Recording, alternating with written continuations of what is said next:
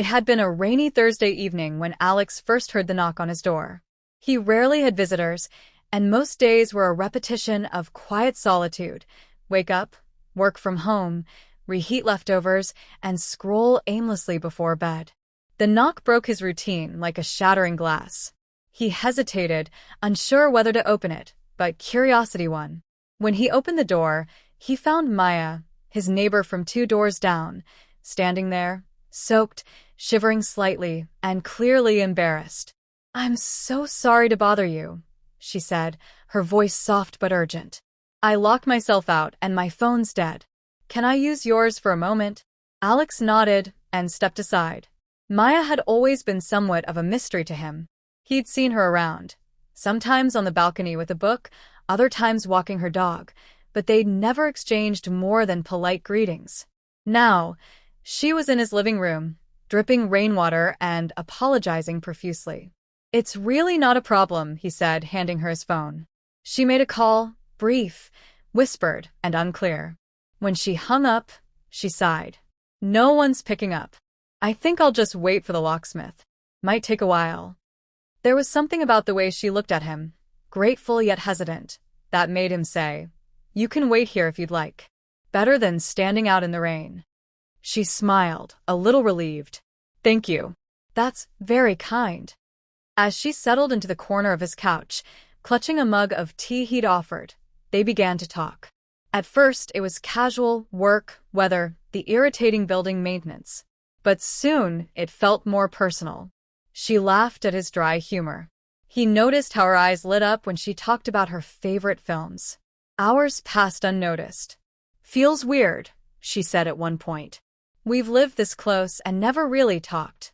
"Maybe some things take time," he replied, surprised by how easy it was to open up to her. The locksmith arrived later than expected. Maya stood, gathering her coat. "Thanks again, really. I didn't mean to crash your evening." "It's fine. I enjoyed the company." She looked at him for a moment, her expression unreadable. Then, she touched his arm lightly. "Me too." After she left, Alex stood by the door for a long while. Something about the night lingered, like a string left untied. It hadn't been just a favor for a neighbor. It had been a connection. Sudden, unexpected, but real. And he couldn't shake the feeling that his life had just pivoted in some subtle, unexplainable way. The next day, Alex found himself glancing toward Maya's door more often than usual. He hadn't expected anything to come of the previous night, but something about the ease of their conversation had stayed with him. So when she knocked again 2 days later, this time dry, smiling, and holding 2 cups of coffee, it didn't feel strange. It felt like a continuation. "I figured I owed you one," she said, handing him the cup. "Plus, I wanted to say, thanks again." They sat together, sipping coffee in comfortable silence, until one of them cracked a joke and the other laughed, breaking the stillness. From then on, it became a rhythm.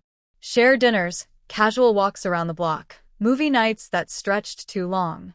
She started opening up in fragments, stories about her childhood, her love for photography, her fear of thunderstorms. Alex listened, absorbing each detail like it mattered. He told her about his last relationship, the one that ended with a note and a cold goodbye. He didn't usually speak about it, but Maya made it easy. She didn't pry, just listened, occasionally brushing her fingers across his when the silence turned too heavy. Her touch was always light, never forced. One evening, as they sat in the kitchen laughing over burnt popcorn, Alex looked at her and realized the weight in his chest had lifted. He hadn't even noticed how heavy it had been until she helped him breathe again. She looked back at him, a little too long, a little too close. "You make things feel simple," she said softly. "Is that good?" "I think it's what I've needed." They didn't kiss that night, but it felt like they did. The air between them held something unspoken, fragile, and growing. The kind of closeness that needed no confirmation, no labels. It was just there, building. Another evening, as they sat near his window with rain tapping on the glass, she reached for his hand. He didn't hesitate. Her head rested on his shoulder, and for the first time in years, Alex didn't feel alone. Eventually, their lips met, gentle, unsure, but real. It was brief, but the silence afterward felt louder than anything.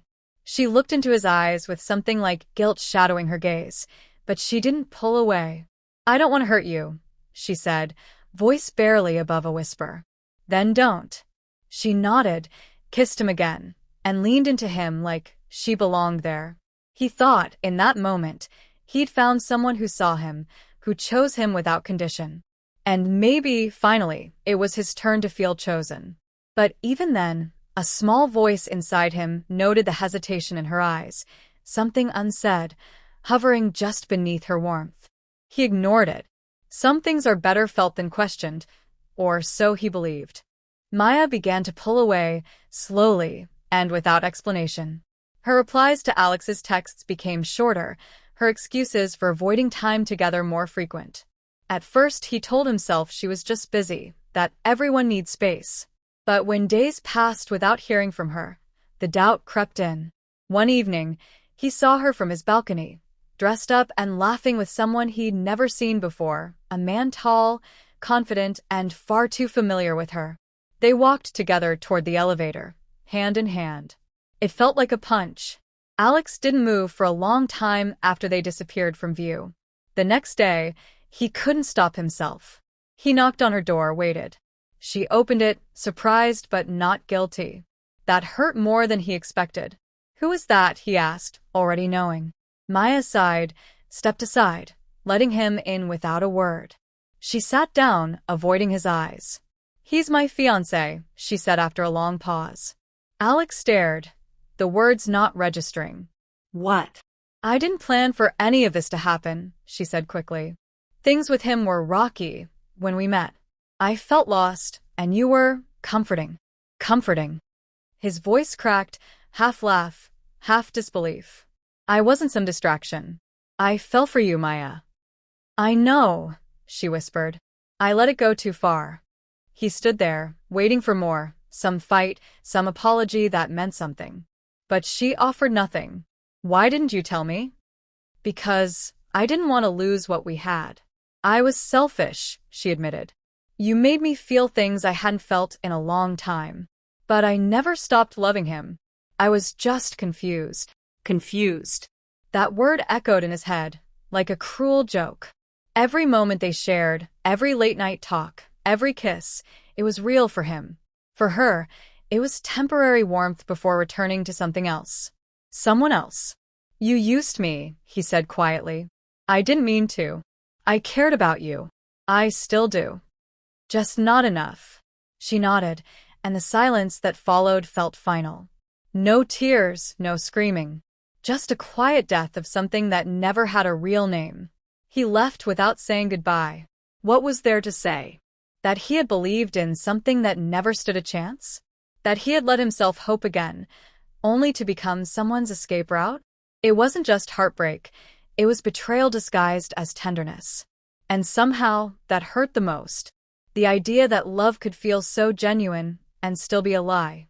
That night, he sat alone, trying to piece together where it went wrong. But deep down, he knew. It was never about what they shared, it was about what she was running from. And he had simply been the nearest place to land. Weeks passed, but the silence between them didn't. Maya never reached out again, and Alex didn't try either. There was nothing left to say. The connection they'd built had collapsed, not in a dramatic blaze, but in the quiet erosion of truth. He began to unlearn the habits they'd formed. No more 2 cups of coffee, no more checking his phone for her name, no more imagining a future that was never real. Still, some nights hurt more than others. He'd catch himself thinking about her laugh, the way she curled her fingers around a mug, the way her voice softened when she said his name. Not because he missed her, but because he missed the version of her he thought was real. That version had never existed. It was a beautiful illusion crafted by a woman who didn't know what she wanted, or maybe did, and chose herself instead. One afternoon, he saw her again. Not up close, just from a distance, getting into a car with the same man she'd once called her fiancé. She looked happy. Not the nervous, searching Maya who had knocked on his door that rainy night. This Maya was sure. And it hit him, not with anger, but with quiet acceptance. He had only ever been part of her transition, never her destination. That truth didn't sting anymore. In fact, it brought peace. He hadn't been the villain, just the wrong chapter in her story. And maybe she had been the wrong one in his. He focused on himself again. Work. Health. Friends. Things that grounded him. Slowly, his apartment stopped feeling haunted. The silence turned from heavy to calming. One day, he realized he hadn't thought of her at all. Healing didn't come in one grand moment. It came in fragments, deciding not to check her social media, laughing at something unrelated, sleeping through the night without replaying conversations. It came in understanding that love, when it's real, doesn't leave you questioning your worth. Maya had taught him that. Not in the way she intended, but in the way betrayal sometimes becomes the clearest mirror. She reminded him that he could still feel, still hope, still fall, even if it meant falling alone. Months later, when someone new smiled at him from across a bookstore aisle, he smiled back. Not out of desperation, not to fill a void, but because he had space again. Real space. For someone who might not run.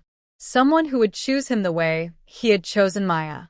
And that was the difference now. He wasn't searching for healing anymore. He had already found it in the ruins she left behind. Not every love story ends in forever. Some end in clarity. And that, too, was a gift.